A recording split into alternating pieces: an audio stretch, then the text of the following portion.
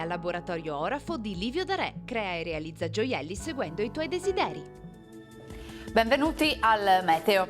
Si intensifica l'anticiclone sul nostro territorio e si aggrava la condizione di siccità al nord. Almeno fino al prossimo fine settimana, infatti, nessuna pioggia in arrivo. Vediamo la situazione nel dettaglio. Sul Veneto la giornata di martedì 8 febbraio trascorrerà, come vediamo, all'insegna di un ampio soleggiamento. Il cielo sarà sereno o al più velato, aria tersa e ottima visibilità.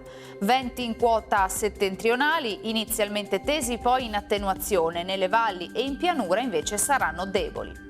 Temperature stazionarie, minime sotto zero quasi ovunque, massime invece comprese tra i 10 e i 12 gradi. Ci spostiamo ora sul Friuli Venezia Giulia. Anche in questo caso avremo tanto sole su tutti i settori, il cielo sarà limpido e sgombro da nubi. Temperature minime tra -1 e 3 gradi, massime sui 10-12 gradi. Infine diamo uno sguardo alla situazione del Trentino Alto Adige, dove sarà soleggiato solo con qualche addensamento sui settori di confine, ma senza ulteriori conseguenze. Temperature minime intorno allo 0 o di poco inferiori, massime sugli 11-13 gradi all'incirca.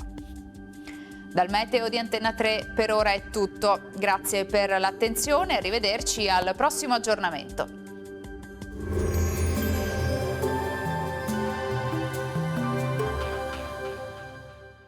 Gioielleria Laboratorio Orafo di Livio Darè. Crea e realizza gioielli seguendo i tuoi desideri.